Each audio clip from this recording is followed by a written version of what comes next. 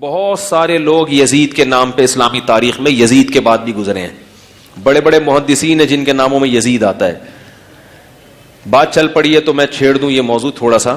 میں نے کچھ دن پہلے ایک بیان کیا ہے کہ یزید کے بارے میں حضرت مفتی تقی عثمانی صاحب کی رائے معتدل ہے. میرے خیال میں ان کی رائے یہ ہے کہ یزید کا حضرت حسین کے قتل میں شریک ہونا یا ان کے حکم پہ قتل کرنا یہ کسی مستند روایت سے ثابت بولو بھائی نہیں ہے, ثابت نہیں ہے. اسی طرح یزید کا شرابی کبابی یہ سب چیزیں بھی کسی مستند اوتھینٹک روایت سے ثابت نہیں ہے. روایتیں بھی ہیں اس طرف بھی ہیں اس طرف بھی ہیں, کوئی مستند مضبوط چیز نہیں ہے. شرعی شہادت چاہیے نا فاسق قرار دینے کے لیے, تو وہ نہیں ہے.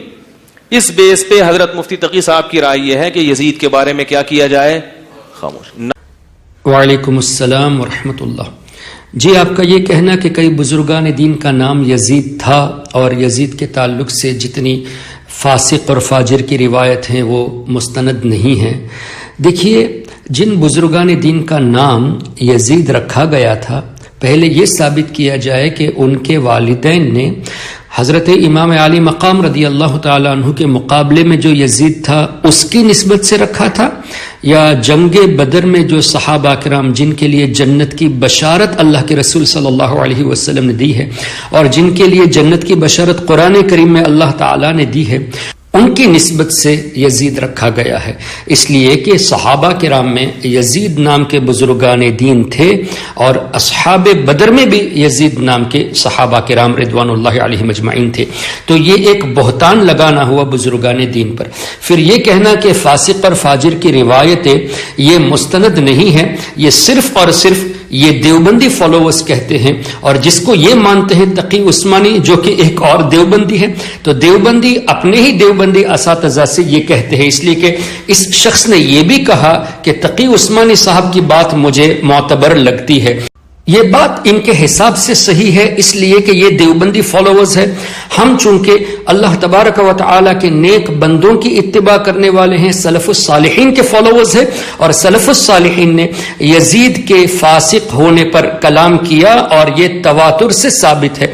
یہاں تک کہ سیدنا امام اعظم امام ابو حنیفہ رضی اللہ تعالیٰ عنہ نے یزید کے کفر کے تعلق سے سکوت اختیار فرمایا, لیکن فاسق و فاجر ہونے میں کوئی شک نہیں فرمایا, بلکہ فاسق و فاجر یزید کا ہونا یہ ثابت ہے.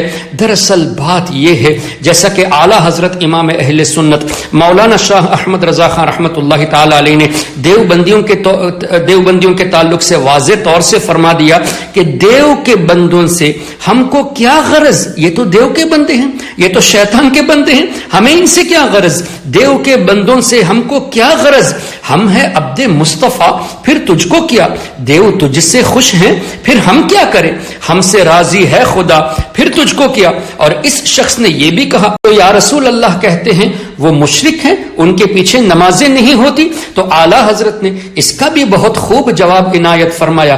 فرماتے ہیں بیٹھتے اٹھتے مدد کے واسطے یا رسول اللہ کہا پھر تجھ کو کیا. اور ایسے لوگوں کو مزید اور جلانے کے لیے اعلیٰ حضرت نے فرمایا غیظ میں جل جائیں بے دینوں کے دل, یا رسول اللہ کی کثرت کیجئے. تو یہ دیو کے بندے ہیں, ان سے ہمیں دور رہنا چاہیے.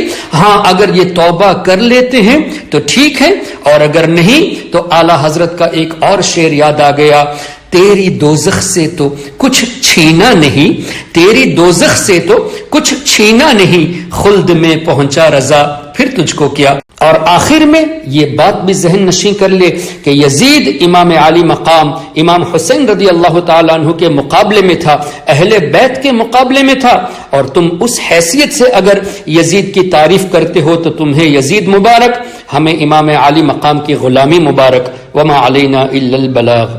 اگر آپ نے ابھی تک ہمارا چینل سبسکرائب نہیں کیا تو ہمارے چینل کو سبسکرائب کر لیں